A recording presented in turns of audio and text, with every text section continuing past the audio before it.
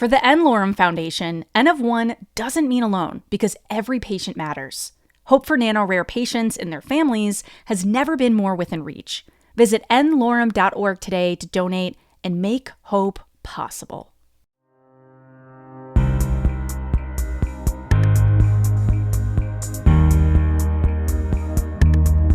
Hello and welcome to the n-Lorem podcast series, a series that focuses exclusively on patients now referred to as having nano-rare mutations.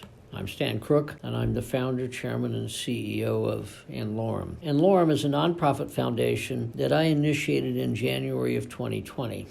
Our mission at n-Lorem is to take advantage of the technology we created at Ionis Pharmaceuticals, Antisense technology, or ASO technology, to discover, develop, and provide experimental ASO treatments to nano-rare patients, and to do that for free for life. Join us at the 2024 Nano-Rare Patient Colloquium, hosted by Biogen on October 30th through 31st in Cambridge, Massachusetts. At this event, n-Lorem will review the Foundation's progress, present case studies, and host discussion panels with members of the nano-rare community. You'll also have the opportunity to connect with supporters, physicians, advocates, and, of course, patients and their families. We hope to see you there. Visit n-Lorem.org to register today. And today, we're going to engage in part 2 of our podcast that focuses on knowledge and power. Knowledge is power.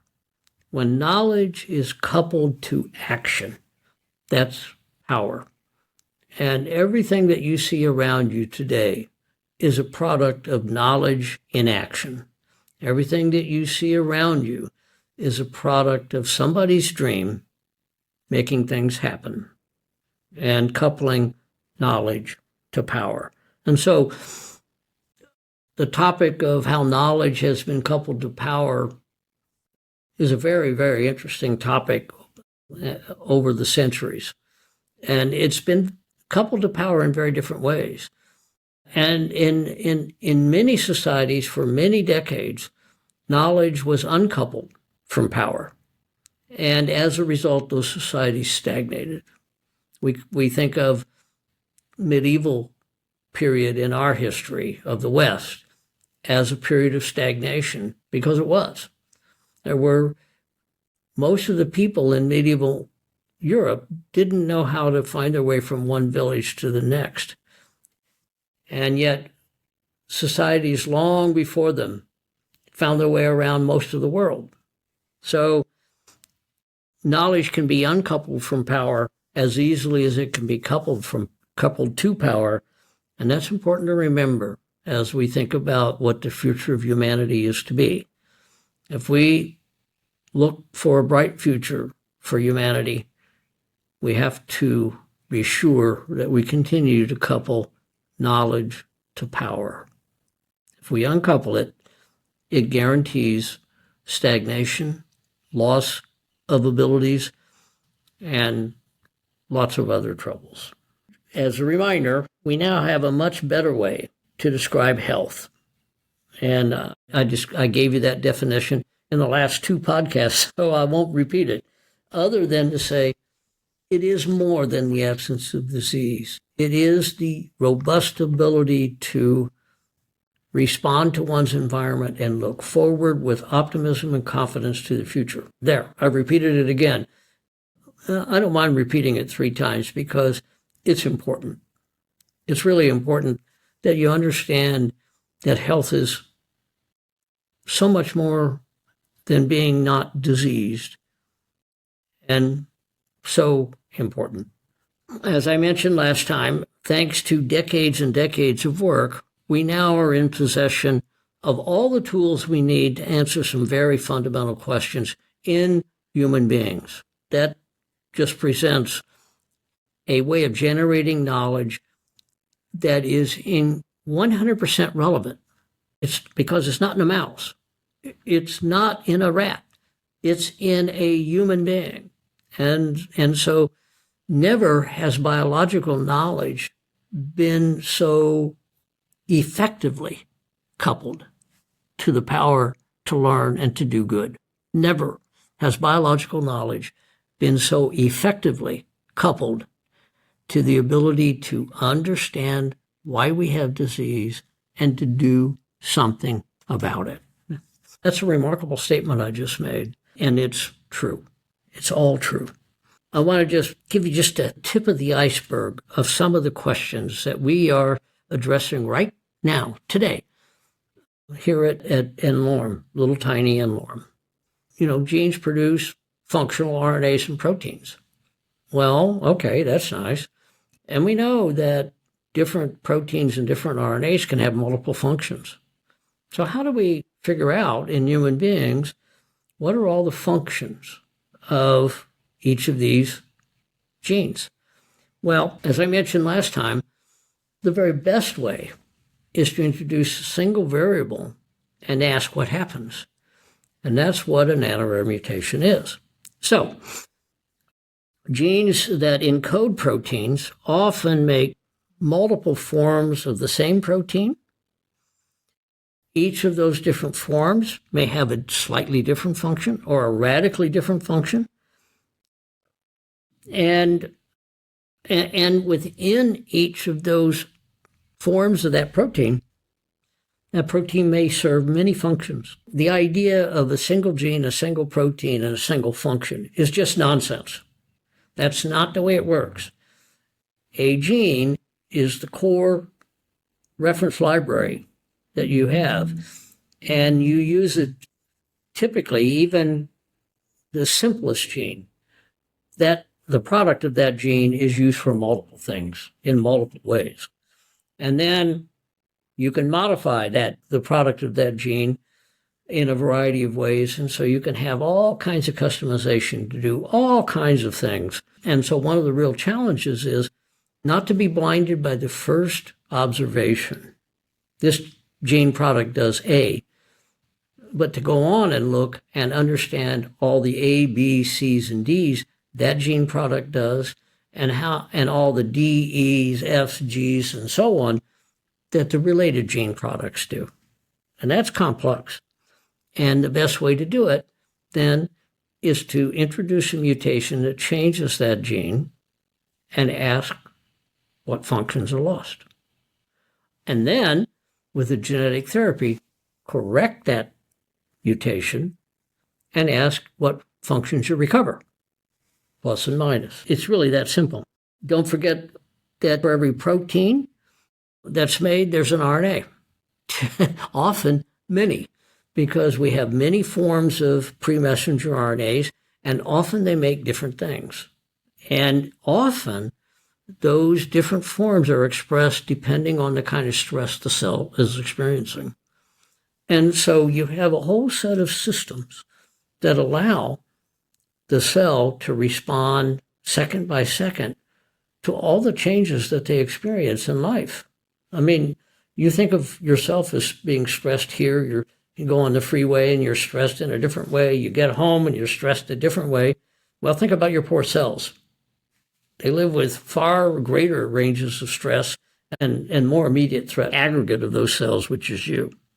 And as I mentioned, we have the tools to understand this now in detail with transcriptomics, proteomics, metabolomics. And if we can couple that then to treatment that corrects, we can measure both before and after what goes on. And that gives us a chance to understand all of the various functions that a particular gene may serve. And when we do that, then we can understand much more sensibly why some patients display this characteristic, some patients display that characteristic, because they're slightly different functions that protein or RNA engages in. And then if we couple that to network analyses, which I mentioned last time, then we can put an integrated understanding of what's going on in that cell. And that will help us understand what's going on in that patient. So the simplest sort of topic that we're addressing is what are the functions of genes? What are all the functions of every single gene in your body? And the value of that knowledge is incredible. And it provides us then tools to think about drugs for other diseases as well. nano-rare mutations, as a key point, help us define all the functions a gene product may have. It's a really powerful tool, and it's a powerful tool that allows us to understand it in human cells and human beings treated with a genetic medicine that corrects the genetic defect. A second question, and I'm not going to get to the really complex questions because they're really complex, but they're a lot of fun. The second sort of question that we often ask is, are there gene products that are redundant? Now, we know that, as I mentioned last time or time before, that we're NASA style. The reason we can stay healthy for as long as we do is that we have multiple redundant systems to step in when one system fails or doesn't behave properly and take over. So it's really important for us to understand, what are those redundancies? What are the functions that this gene product has that's unique to it? What are the functions that could be subserved by other gene products? And how does all that work together to create health and disease? So, as I say, most gene products, and that's either proteins or RNAs, are essential, but if they go bad, cells don't die. And so that tells you that there has to be NASA-style systems to step in and be redundant, or airplane-style systems, so that you have, an extra engine or two or whatever you need. Despite the fact that you don't carry around a lot of excess baggage, and most of the genes make things that are pretty important to you, the loss of the function of a lot of those gene products does not kill you. It may not even make you sick. And that's because you have redundancies. And we'd like to understand then, what are all the redundant genes? What are all those things doing, and how do they step in, take over for a gene that's mutated? And what's the best way to understand something? Introduce a single variable. What's a nice single variable? A mutation. What's a nice, really nice mutation? A nano-rare mutation, because that's a single major variable introduced that we can measure, understand, and then we can design ASOs to treat it. And then we can see what happens. That's the essence of science. Second big question that we can answer is, what are redundant genes? What are redundant functions? How do redundancies work? Why do they fail? If you have all these redundant systems, why do you get sick? How can a single little mutation in a single nucleotide in the billions of nucleotides that you have, how can that make you sick if you've got all these NASA-style redundancies? Well, we have tools now to begin to understand that. And as we more deeply understand the cellular functions served by a gene product A, and we learn about how those functions can be subserved by gene product B, we then begin to understand how the networks are constructed and how cells then actually really work. Then if we can alter that, either with a mutation or with treatment, and we can measure it using transcriptomics, proteomics, metabolomics, then we can understand not just what's happening, but the integrated output of what's happening, how all these networks come together to give you an overall response. And so it's a tremendously powerful tool. Now, to extrapolate what I just said, if we understand all the functions of a gene, and we understand all the redundant genes and their functions, and how these are integrated into networks, and we use a mutation, like a nano-rare mutation, to help us dissect all that, and then we can treat with an ASO to ask, if we correct that defect, what do we see, and what in order do we see it, we learn a lot more than simply about that nano-rare disease. And we begin to learn about what we think of as prevalent diseases. You recall that traditional definitions of disease are simply summaries of the characteristics or the phenotypes of patients when they're sick enough to seek medical care. They do not in any way define the molecular mechanisms that cause these people to be sick. They simply are a statement of the output of those molecular mechanisms that the physician sees. In that way, they're not very helpful today. So You can think about a disease like Parkinsonism. At the molecular level, it's almost certain that Parkinsonism is more than one disease. There are multiple routes to having Parkinson's disease. You can have had the Spanish flu in 1817, and for some reason, when you're in your 60s, you get Parkinson's. Well, why? We don't know. And so I think the best way to think about what we are doing today is we are redefining disease in molecular terms. And the value of that is once we understand the molecular cause of a disease, our therapeutic efforts are much more focused and much more likely to address the cause rather than the symptoms. If you think about most disease treatment, it's still symptomatic. We treat seizures. We don't treat the cause of epilepsy. We treat tremors. We don't treat the cause of Parkinsonism. And because we treat symptoms, we don't fix the core problem, and our patients get worse, and we fail. Think about Lou Gehrig disease, which is ALS. And we now know that ALS is not a single disease. There are genes, multiple mutations in multiple genes that cause ALS.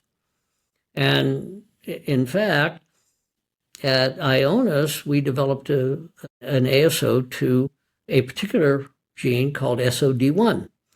SOD1 is accountable for a tiny fraction of ALS patients, but that treatment, because it's focused on the cause, can really make a dramatic difference in those lives. I've shown the video of Anna, our FUS ALS patient. That's a different molecular type of ALS.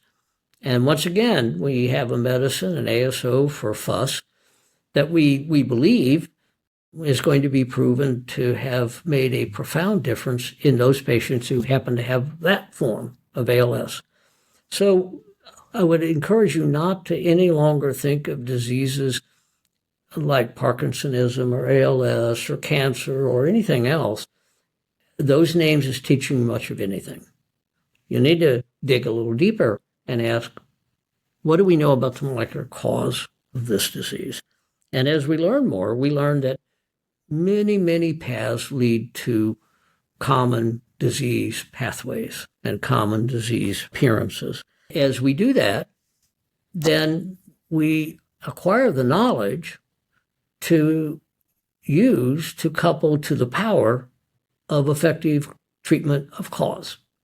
And what's the best path to do that? The nano-rare patient. A nano-rare patient has a single definable, understandable mutation that causes a phenotype. We can correct that phenotype with ASOs. That introduces a new disease. It's that mutation. That is the nature of that disease. And that will teach us then about how other diseases divide. And I would predict that essentially every rare disease, almost every rare disease, will be a composite disease of multiple mutations in the same gene or multiple mutations in different genes, producing a common phenotype. To give you an example of what I'm talking about, we have a patient who had a toxic gain-of-function mutation in a protein called GIP3. GIP3, when we started our work, was known to be a part of a family of proteins that manage responses to inflammation. Inflammatory events happen, they happen all the time, and responses to inflammatory signals, they have to be initiated and terminated in a highly controlled way. And in fact, the family of gene products signals the cells to consider suicide. So if you run into this inflammatory signal, one good response to avoid making every cell around you sick is for that cell to sacrifice itself. The cells commit suicide all the time in the service of the society of cells that is called you. So we knew that GIP3 was a type of protein that could signal in response to inflammatory signals or stimuli for a cell to commit suicide, and the type of suicide would be apoptosis. But it wasn't clear whether GIP3 actually did that. It wasn't clear what other functions GIP3 had, and there's a similar protein to GIP3 called GIP4. It wasn't clear whether they were redundant or they had separate functions or whatnot. As a result of our work with this one patient, we learned that GIP3 indeed signals, and it signals to cause cell death. And this patient has a toxic gain of function that increases signaling to cause cell death. So one reason his neurological cells were dying was they were being told to by his toxic gain of function, GIP3. We also learned that GIP4 is fully redundant to GIP3, but unfortunately in the central nervous system, you don't make any GIP4. And so why do you get sick in the central nervous system, not the rest of the body, when you have that mutation? Because you don't have any GIP4. Then we learned that GIP3 not only is involved in that, but it's critical to move cargo-laden endosomes along microtubules in axons. Remember, axons are these long microscopic extension of neuronal cells that can be sometimes 3 feet long. And just getting, the material you need to function and getting rid of waste consumes a lot of time and energy. So this toxic gain of function disrupts that. So now the patient has extra cell signaling causing cell death. It can't move materials to the nerve end where it needs them. It can't get rid of waste. It has another reason to die. There's no GIP4 to take over in the central nervous system, so these neuronal cells are going to have problems. Then we learned that it's coupled to, that GIP3 normally is coupled to both D1 and D2 dopamine receptors. Dopamine depletion is commonly thought of as being one of the causes of Parkinson's. So now we know that GIP3 could be a molecular cause of Parkinsonism because this toxic gain of function disrupted the coupling of GIP3 to dopamine D1 receptors, and that could be, in fact, a factor that accounts for this child's inability to move. And that opens the door then to ask the broader question, are there Parkinson patients that actually have a GIP3 disease? It's just an incredible set of opportunities that we have in the nano-rare patients that we have with the tools that we have to learn much more broadly about health and disease and to be able to develop opportunities to treat the much more prevalent diseases. Key point. By understanding all the functions of the gene product, by understanding all the redundant gene products, by understanding the level of expression of redundant gene products in various tissues, we can understand a great deal about what is health and what is disease. And very often, we can learn things that could help us treat much larger, more common diseases. And I'm going to finish here before long. A third lesson that we've already learned is an answer to the question, do identical mutations cause the same phenotypes? At first blush, you might think, well, if you have the same mutation in the same gene, of course you ought to have the same phenotype. Not always. There was a good bit of data already, and the general intuition that we had was that it probably wouldn't be the case all the time, that the same mutation gives you exactly the same phenotype or the same disease. But now, for the first time, at n-Lorem, we have a database where we couple detailed genomic information to detailed phenotypic information in a patient-identifiable way, so we can publish, we can say, this mutation can produce this phenotype, or that phenotype, or that phenotype, or that this mutation consistently produces the same phenotype. That's the first. While we've had intuition, while we've had data, we've never had data like we have at n-Lorem to do that. And then that begins to inform us about how a single variable like this mutation interacts with the rest of the cellular environment and all the networks to produce a phenotype that we can observe in the cell and then in the human being that may be different.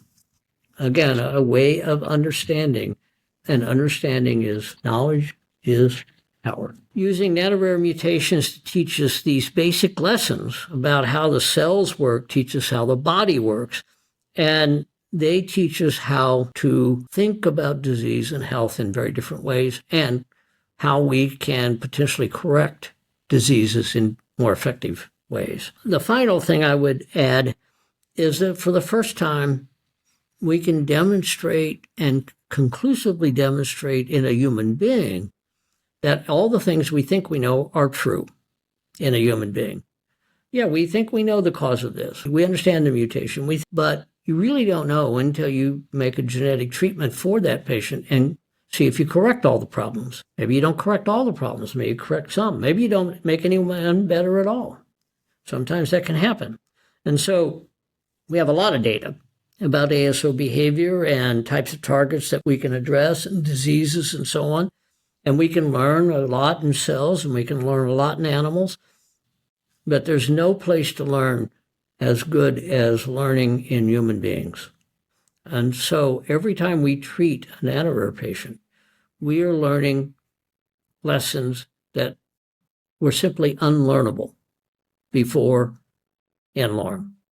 And those lessons that we're learning will teach us much more broadly about health and disease and larger diseases and all kinds of things than anything that we've ever had available to us before, particularly if we can couple them to really more detailed transcriptomics, proteomics, and metabolomics.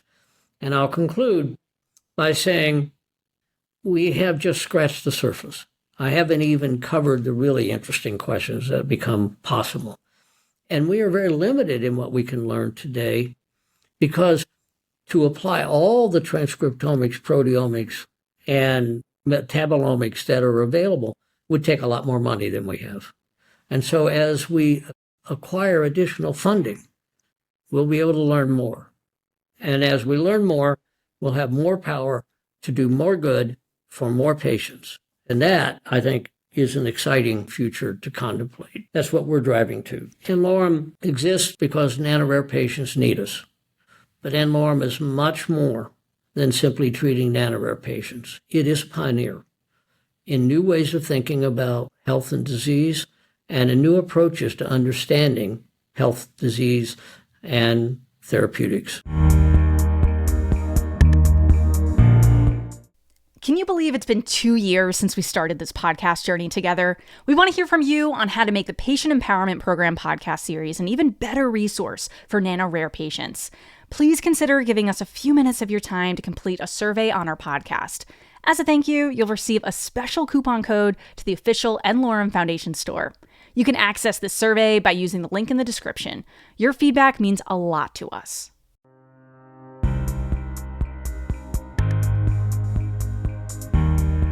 n-Lorem is a nonprofit committed to discovering and providing personalized experimental treatments for free, for life, to patients with genetic diseases that affect 1 to 30 patients worldwide, referred to by n-Lorem as nano-rare.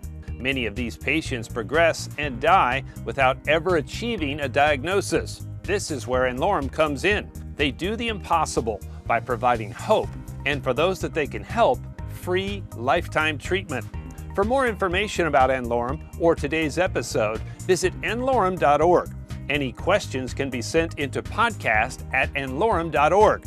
Search n-Lorem on Twitter, Instagram, YouTube, LinkedIn, and Facebook to connect with us. Please rate and review the podcast on Apple, Spotify, or wherever you listen. This truly helps us climb the charts and allows others to find the show. This podcast is hosted by Dr. Stan Crook. Our videographer is John Magnuson of Mighty One Productions. Our producers are John Magnuson and Kira Deneen of DNA Today. Thank you for listening.